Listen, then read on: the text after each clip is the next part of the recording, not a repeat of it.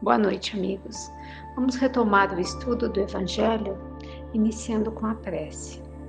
Vamos assim, elevando nosso pensamento a Deus e a Jesus, nos conectando com a espiritualidade amiga que se faz presente, vibrando amorosamente por nossa família, por todos que sofrem, pelos que se encontram nos hospitais, nas ruas e por aqueles que se encontram em aflição. Que Deus, nosso Pai, possa amparar a todos, fortalecendo-nos na fé e na confiança em Deus. Pai nosso que estás no céu, santificado seja o teu nome.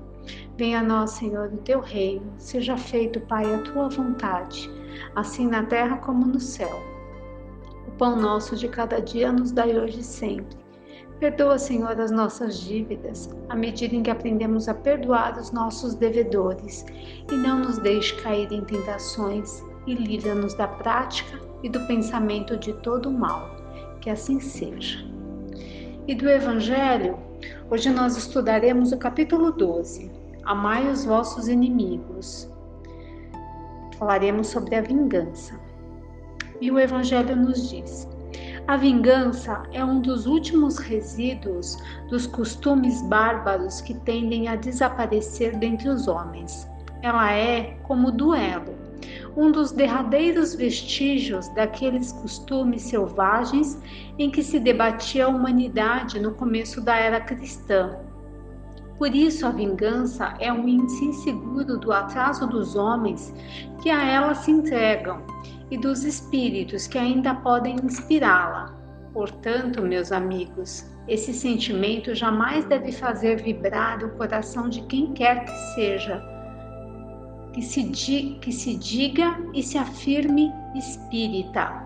Vingar-se-é ainda, vós o sabeis de tal maneira contrário a esse preceito do Cristo: perdoai aos vossos inimigos, que aquele que se recusa a perdoar não somente não é espírita, como também não é cristão. A vingança é um sentimento tanto mais funesto quanto a falsidade e a vileza, que é a mesma coisa que vilania, são suas companheiras assíduas. Com efeito, aquele que se entrega a essa paixão cega e fatal quase nunca se vinga às claras. Quando é o mais forte, precipita-se como uma fera sobre o que considera seu inimigo, pois basta vê-lo para que se inflame a sua paixão, a sua cólera e o seu ódio. No mais das vezes, porém, assume uma atitude hipócrita, dissimulando no mais profundo do seu coração os maus sentimentos que o animam. Toma então caminhos escusos, seguindo o inimigo na sombra, sem que este desconfie, e aguarda um momento propício para feri-lo, sem perigo, ocultando-se. Vigia-o sem cessar, prepara-lhe cilada odiosa e, quando surge a ocasião, derrama-lhe o veneno na taça. Se o ódio não chega a esses extremos, ataca-o na sua honra e nas suas afeições. Não recua diante da calúnia, e suas pérfidas insinuações, habitualmente espalhadas em todas as direções, vão crescendo pelo caminho. Dessa maneira, quando o perseguido aparece nos meios atingidos pelo seu sopro envenenado, admira-se de encontrar semelhantes frios, onde outrora havia rostos amigos e bondosos. Fica estupefado quando as mãos que procuram a sua agora se recusam a apertá-la. Enfim, sente-se aniquilado quando os amigos mais caros e os parentes o evitam e se esquivam dele. Ó covarde que se vinga dessa forma, é 100 vezes mais criminoso que aquele que vai direto ao inimigo e o insulta face a face. Para trás, portanto, com esses costumes selvagens, para trás, com esses hábitos de outros tempos.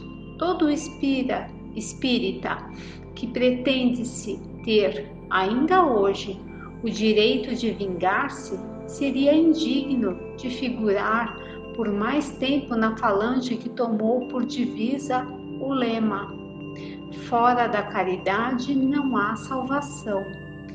Mas não me deterei em semelhante ideia de que um membro da grande família espírita possa jamais ceder ao impulso da vingança, mas pelo contrário, ao do perdão.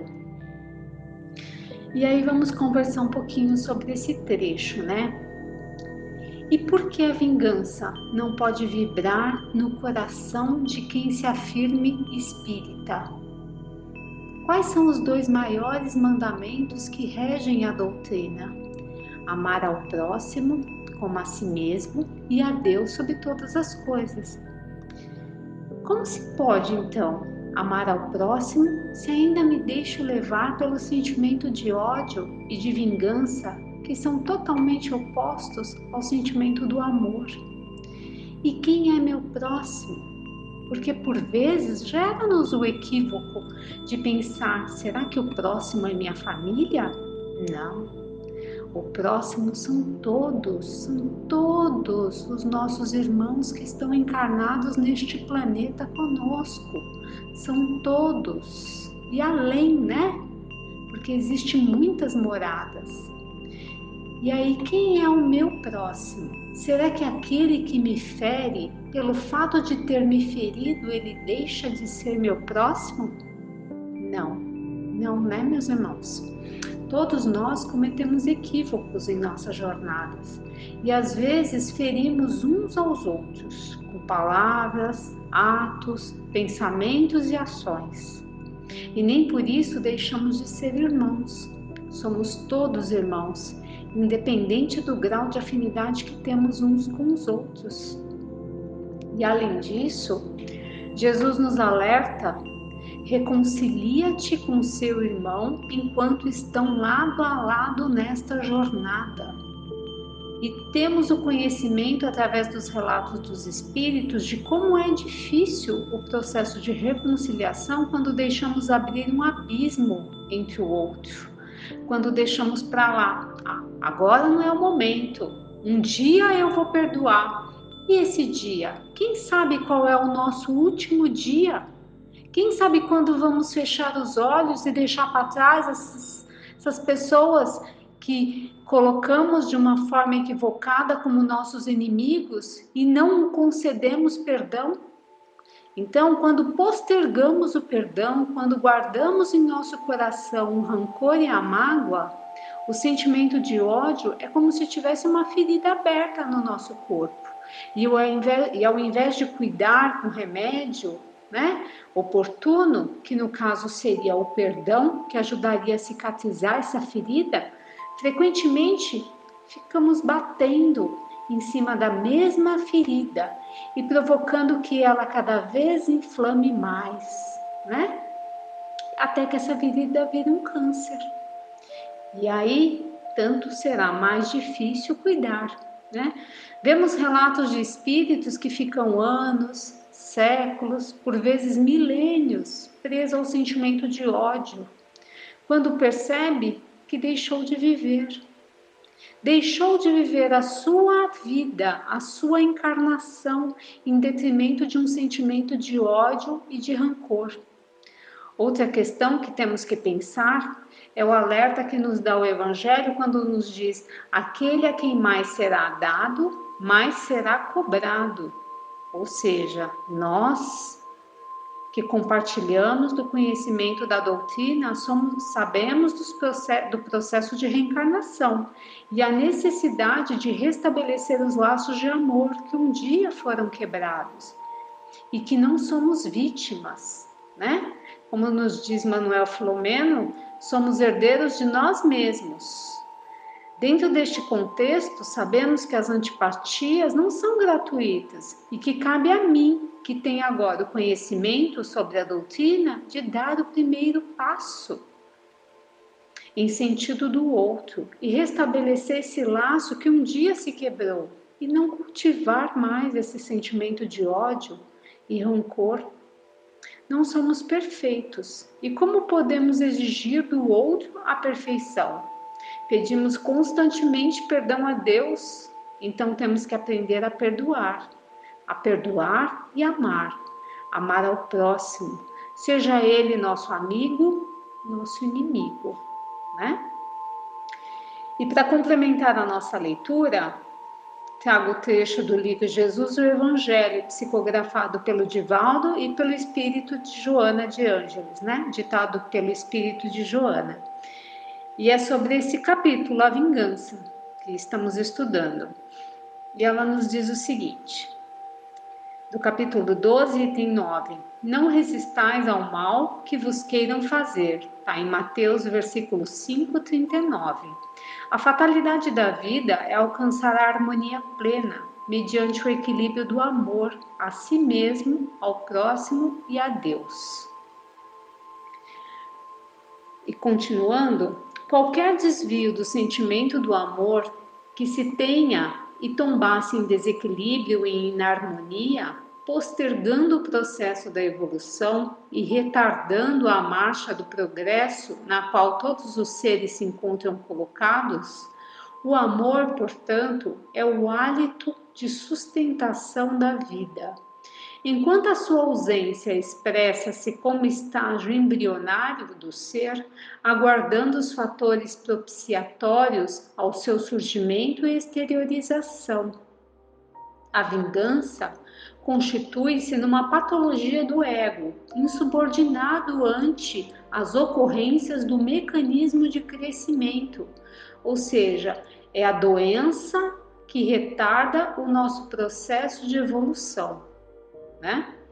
Nem sempre todas as ocorrências podem ser favoráveis e não poucas vezes surgem fenômenos perturbadores pela agressividade por meio do desvio de conduta através do erro, mediante ação indébita, que geram reações profundamente infelizes, que se convertem em anseio de vingança com recurso de liberação do ódio, que é a mais grave enfermidade da alma. Quando abrimos nosso coração para o sentimento de ódio, estamos suscetíveis ao envolvimento dos espíritos, que vibram na mesma sintonia, né? O ódio envenena os sentimentos e entorpece a razão, dando vitalidade à vingança. Conduz a transtornos comportamentais mórbidos de recuperação difícil. Na sua condição humana, entre os homens pigmeus que o detestavam, Jesus enfrentou as suas agressões e diatribes sem permitir-se vincular-lhes por meio de ressentimento, menos do ódio, jamais por qualquer expressão de vingança. Nunca se poupou aos enfrentamentos, não obstante, jamais sintonizou com a ira dos atormentados, que o buscavam para afligir e testá-lo. Não resistia contra eles, desafiando-os ou com eles entabulando discussões estéreis quão venenosas. Suave, Jesus passeava a sua presença entre os báfios pestosos e doestos sem os vitalizar com qualquer tipo de vinculação emocional. Agia incorruptível, mantendo a serenidade enquanto eles blasfemavam e espumavam, irrancudos e ferozes. O mundo dos homens é também a paisagem dos desfreios morais, da vulgaridade das ânsias do primarismo. O homem Jesus jamais se perturbava com aqueles que o buscavam para pleitear uma postura igual ou superior à dele. Não vivesse a sua humanidade e fosse somente angelical, estaria fraudando a confiança daqueles que lhe entregavam por ser diferente, destituído de sentimentos tanto quanto de vulnerabilidade. A sua superioridade fora conquistada através de experiências multifárias e se expressava natural porque vitoriosa aos embates antes travados. Oferecer ao outro lado como quando se é esbofeteado na face, é quase inverossímil para a cultura ocidental acostumada ao revide, pela honra ao duelo com armas do passado, verbal em todos os tempos, através da justiça, igualmente em todas as suas épocas. Ele demonstrou que era possível fazê-lo e viveu a experiência pessoal. Trata-se, à luz da psicologia profunda, de provar que o bem é mais forte do que o mal, que a não violência é o antídoto para a ferocidade, a paciência é o remédio para a irritação e a esperança é o recurso para o desalento. Que bonito, né? E que profundo, né? E quanta verdade há nisso. Porque quando vibramos na mesma, quando não vibramos na sintonia do outro e não revidamos, conseguimos desarmar ao ponto do outro chegar a se envergonhar pela ofensa, não é assim? E é bem o que ele está dizendo, né? O bem é mais forte que o mal, que a não violência é o antídoto para a ferocidade e a paciência o remédio para a irritação, né? Então que possamos ser brandos e pacíficos, né? E continuando, não poucos estudiosos das narrações neotestamentárias recusam o postulado que se encontra exarado no texto em torno do não resistais ao mal que vos queiram fazer, encontrando justificativas de ordem ética e de lógica em postura ariana de vigor comportamental. Outros tantos renegam a proposta de oferecimento da outra face após a injúria agressiva na oposta, em razão da estrutura psicológica de preservação da dignidade pessoal. Merecem consideração e reflexão. Entretanto, ele desejou expressar exatamente a coragem para enfrentar o mal, equipado pelo bem, enriquecido pelo amor, desarmado de sentimentos morbosos de vingança, sem o elixir do ódio a sustentar a inferioridade evolutiva. Essa atitude de Jesus é varonil, mais forte do que a belicosidade dos militares preparados para destruir. O não matar, o não ser violento, constitui o mais grandioso desafio cultural e emocional que a criatura humana pode experimentar. Em contrapartida, suas enérgicas palavras a respeito da hipocrisia dos fariseus e das questúculas dos insensatos saduceus, a conduta reprochável dos hipócritas e a tibieza dos fracos sempre mereceram referências enérgicas e elucidações vigorosas sobre as consequências que acarretariam para eles que assim agissem, apressando o outro ângulo moral da vida. Ele não o dizia com ira ou paixão mórfica, mas com a autoridade de quem conhecia a lei de causa e efeito, da qual ninguém se exime, estando todos os seres incursos nesse fundamento da natureza. Não faça ao próximo o que eu não quero para mim, né? A sua humanidade não era tíbia, antes vigorosa, compassiva e altiva, sem o que jamais lograria desenvolver o programa espiritualizante a que se entregava em relação aos homens, seus irmãos. Duas expressões aparentemente opostas se mesclavam ao caráter do Jesus homem: afirmar o bem e exercer a coragem para sofrer as consequências da opção elegida, como forma de superar a voragem do desespero e o desregramento de conduta que assolam em todos os tempos e culturas.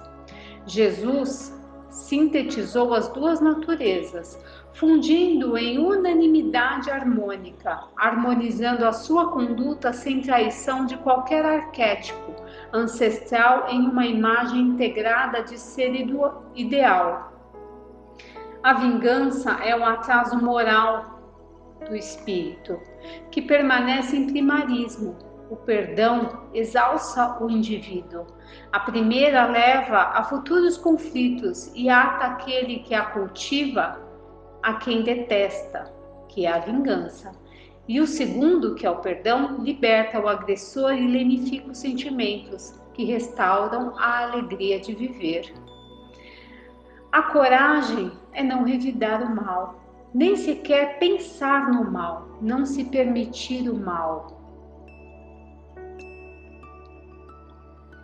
Honestamente, não foi exatamente assim. Desculpa.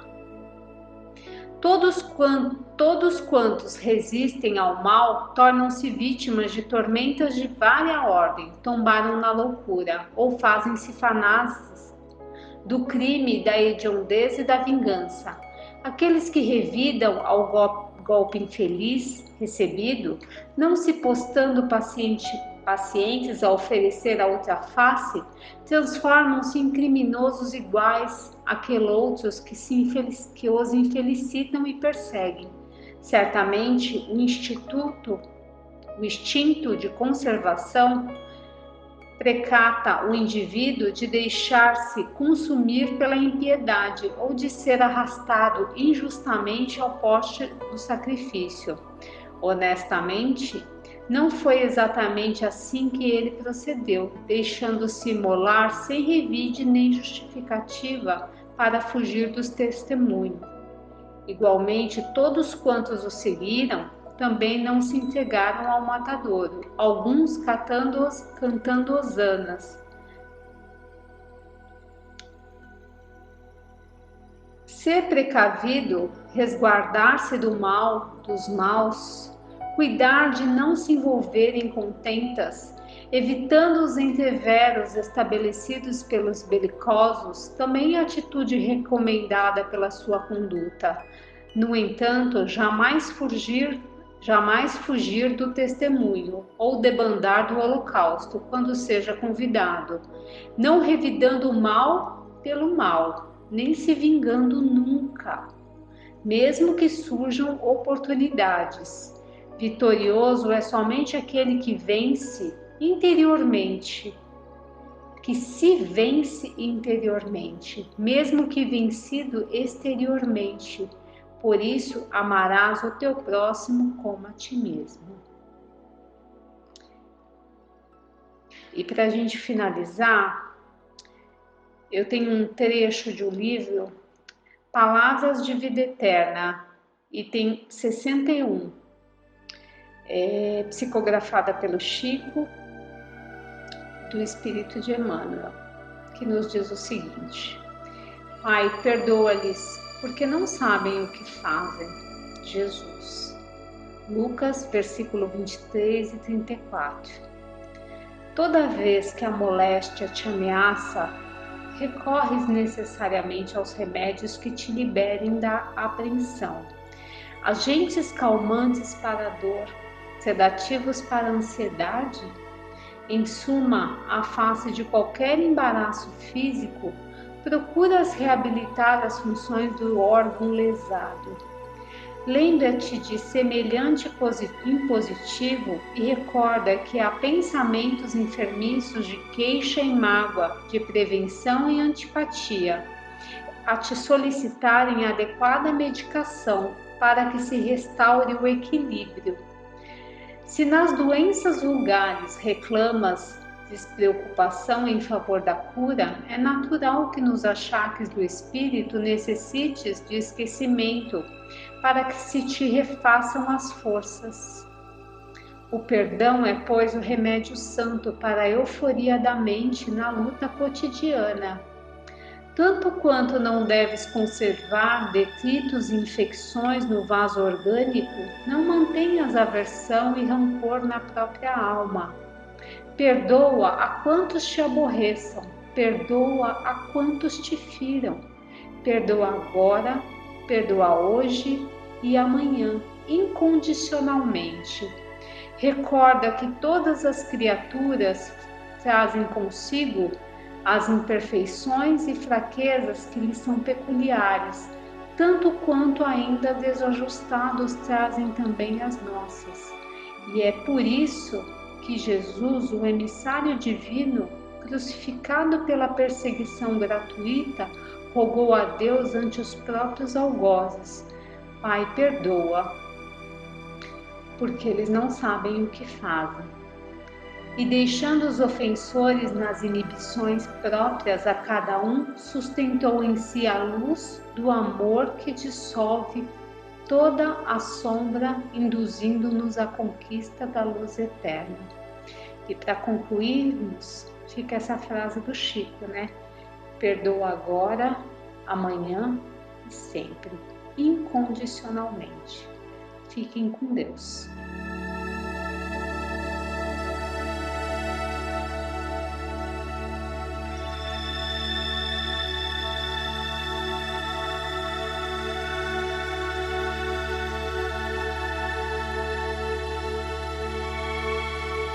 Boa noite, queridos amigos. Mais uma vez, pela graça de Deus, estamos aqui então reunidos para mais um estudo do nosso livro Diversidade dos Carismas, do Hermínio Miranda. E como costumeiramente fazemos, antes de dar início propriamente à leitura do livro, vamos ler aqui uma pequena história de um livro que já lemos algumas, que tem por título Histórias que Tocam o Coração. A nossa história de hoje tem por título Anjos Tutelares e se baseia num trecho de Emmanuel que nos diz o seguinte: não há ruptura de laços entre os que se amam no infinito do espaço e na eternidade do tempo. As almas afins se engrandecem constantemente, repartindo as suas alegrias e os seus dons com a humanidade inteira, não existindo limitações para o amor. E aí vem então a nossa historinha de hoje. Joana era uma garotinha de pouco mais de 3 anos. Em sua curta existência, já conhecera muita dor. Desde a morte de sua mãe, sentira solidão, abandono e sofrera maus tratos. O pai, para prover o sustento familiar, necessitava viajar para longas distâncias, onde se detinha por semanas inteiras. Logo após a viuvez, tentara se reaproximar dos sogros para que eles cuidassem da neta. Mas eles, ainda feridos pelo casamento que fora a seu contragosto, sequer o quiseram receber. Entregue a vizinhos e a mãos mercenárias, nem sempre a pequena recebia cuidados esmerados. Por vezes, grosserias a feriam, de outras o simples descaso. Afagos e carinho somente quando o pai retornava de suas viagens.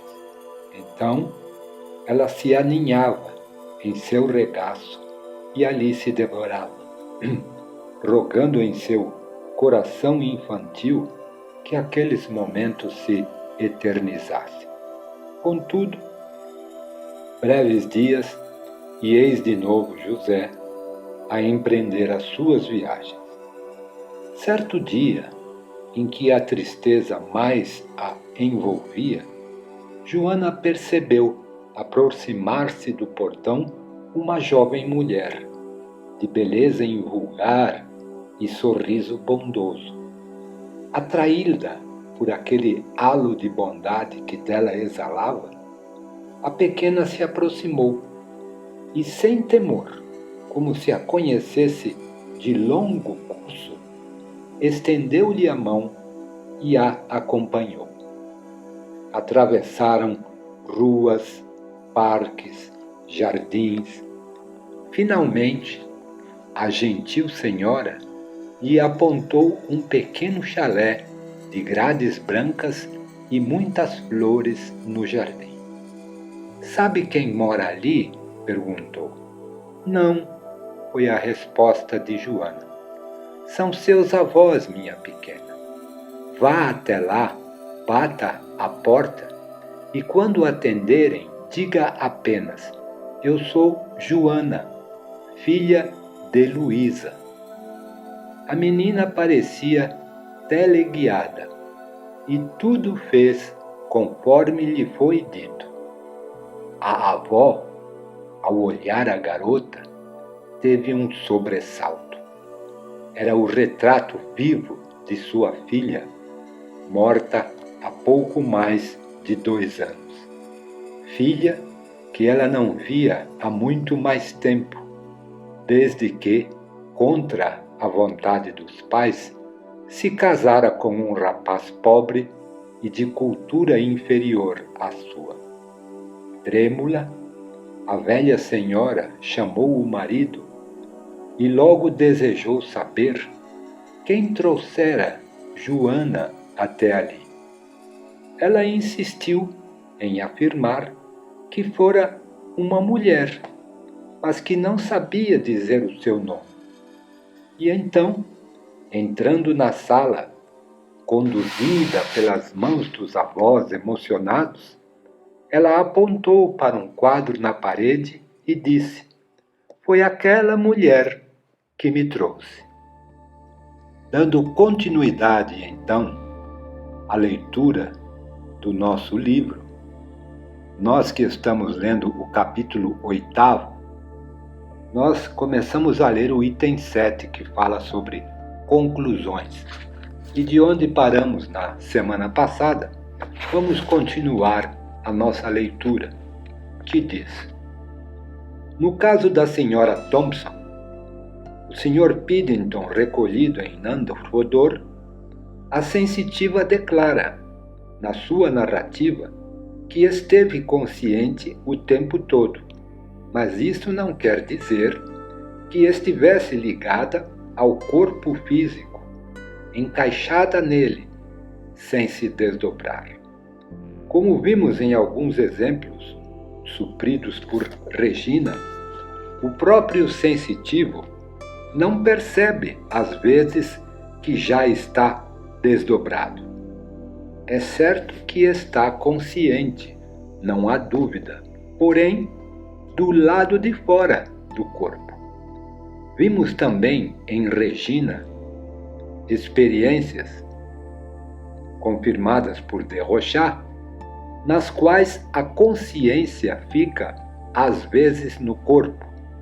E ele coloca uma nota dizendo: creio que enquanto é curto o espaço físico que separa o corpo material do corpo espiritual, podendo manter-se ao mesmo tempo num e noutro corpo, e afinal emigrar para o corpo espiritual.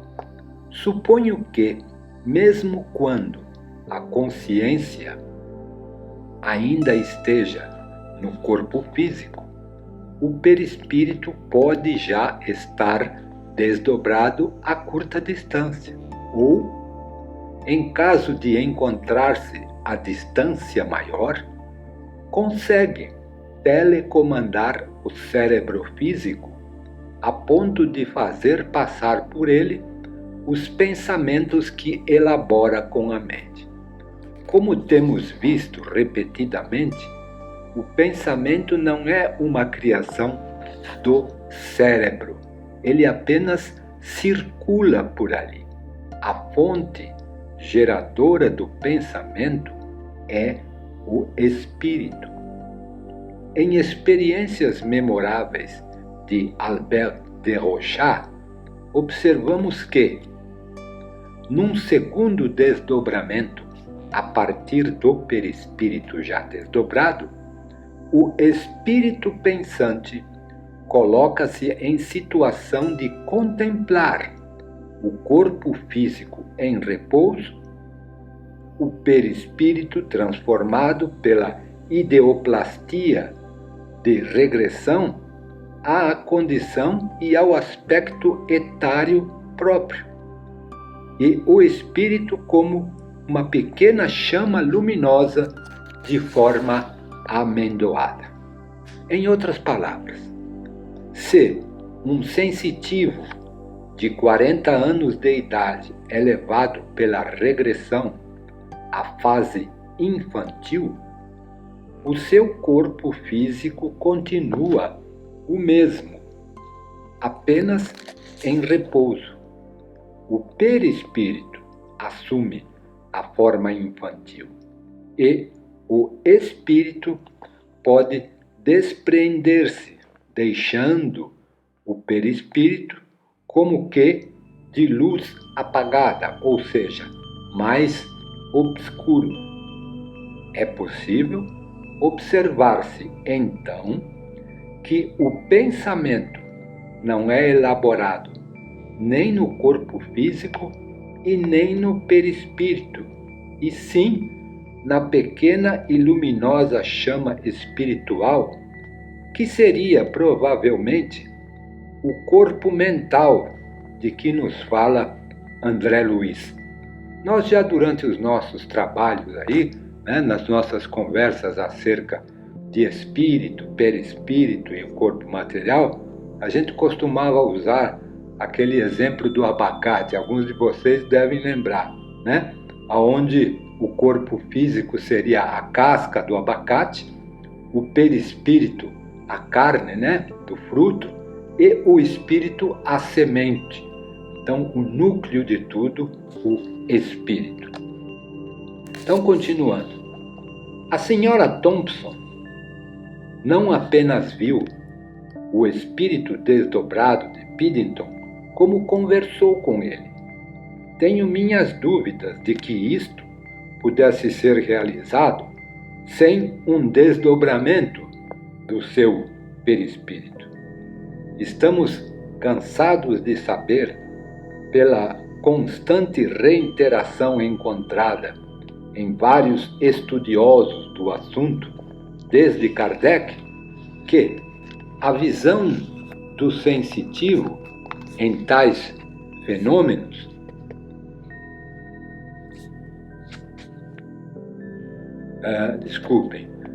ou a sua audição, olfato e até paladar, nada tem a ver com os sentidos físicos, uma vez que o estímulo vai direto ao centro cerebral correspondente. Não duvido de que isto possa ser realizado por certos espíritos sem a necessidade de desdobrar o sensitivo, mas entendo que o caminho mais curto e mais fácil consiste em atuar através do perispírito do sensitivo, mesmo porque, segundo nos informaram os instrutores da codificação, há, neste momento, um intercâmbio energético entre o manifestante, seja ele encarnado ou desencarnado, e o sensitivo, seja o fenômeno anímico ou mediúnico. Noto certa preocupação naqueles sensitivos que descrevem tais fenômenos em assegurar ao leitor que estavam no momento perfeitamente lúcidos e conscientes.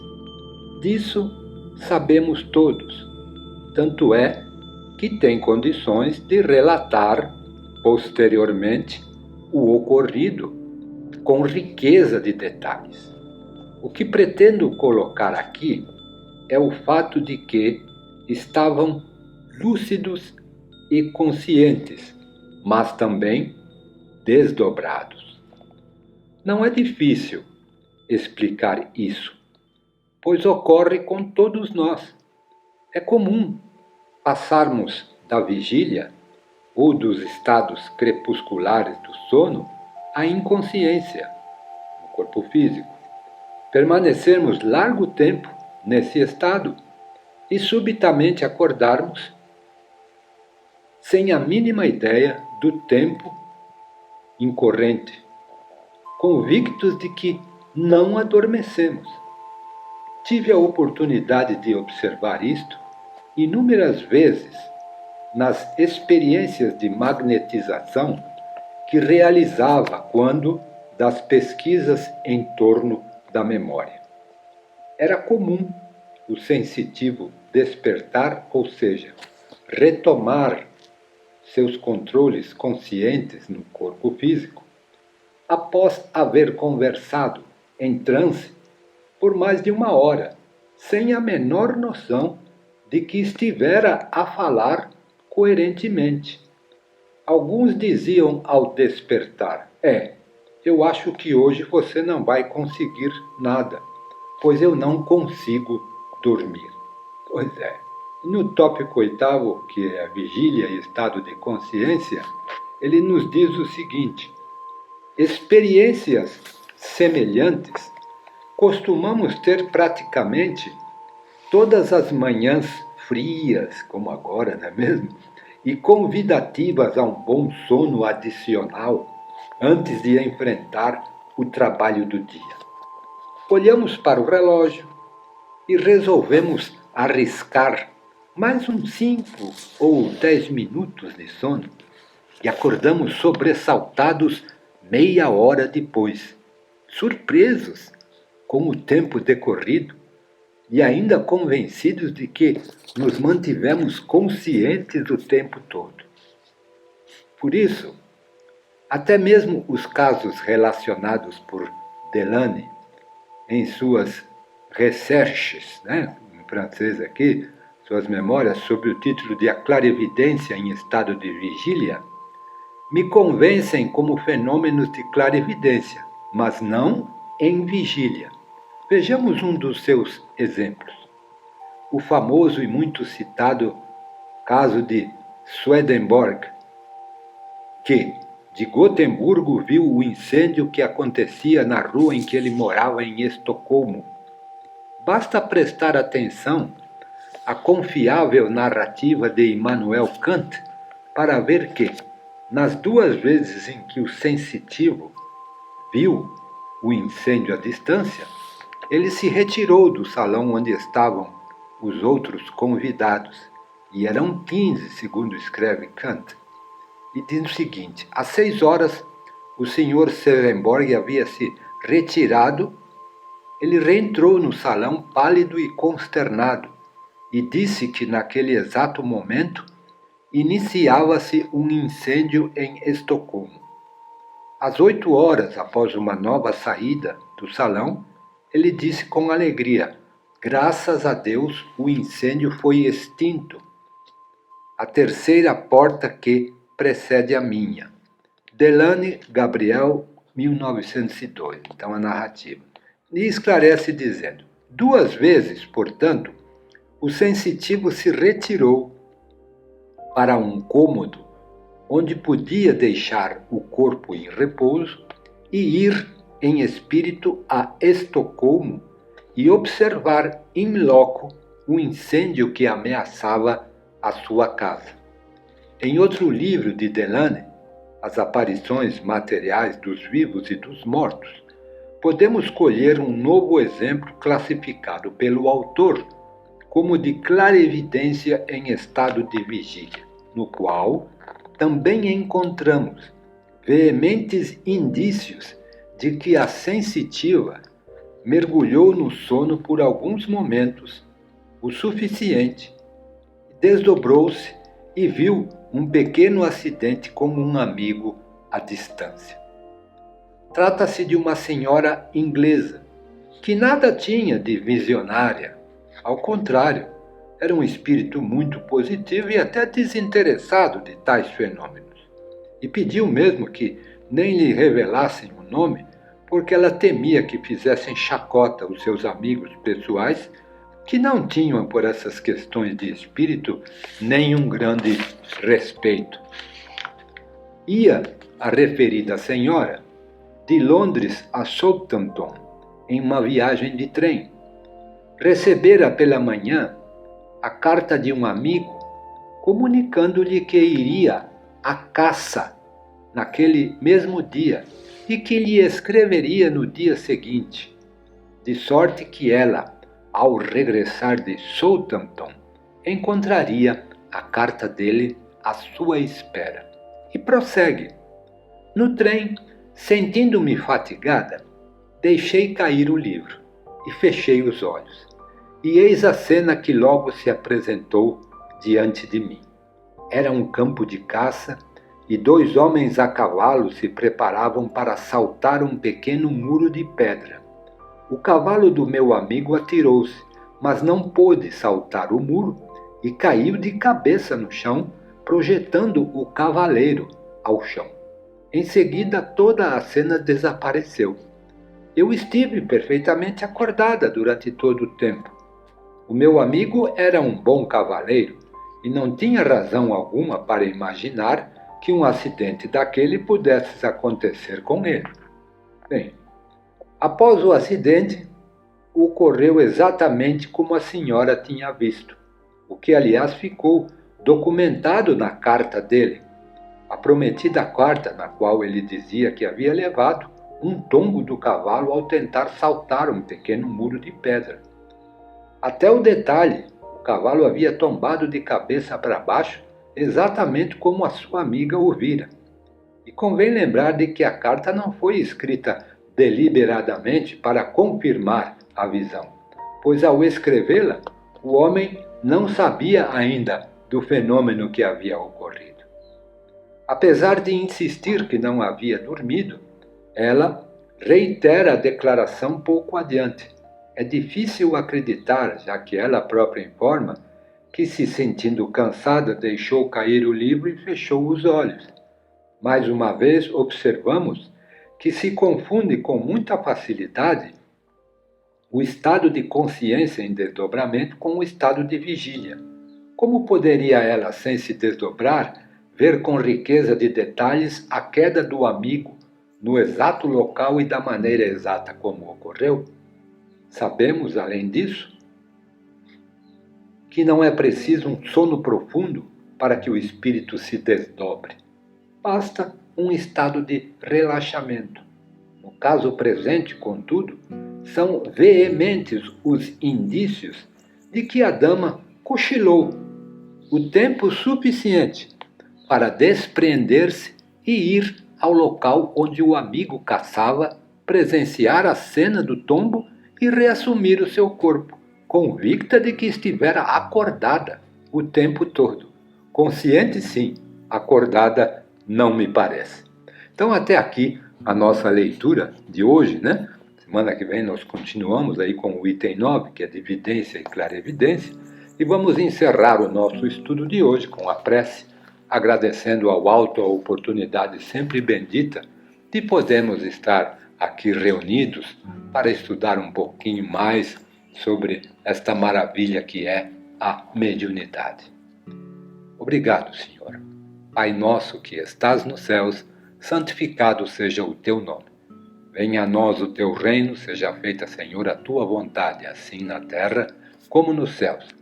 O pão nosso de cada dia, dai-nos hoje e sempre, e perdoe as nossas dívidas, nos ensinando a perdoar os nossos devedores.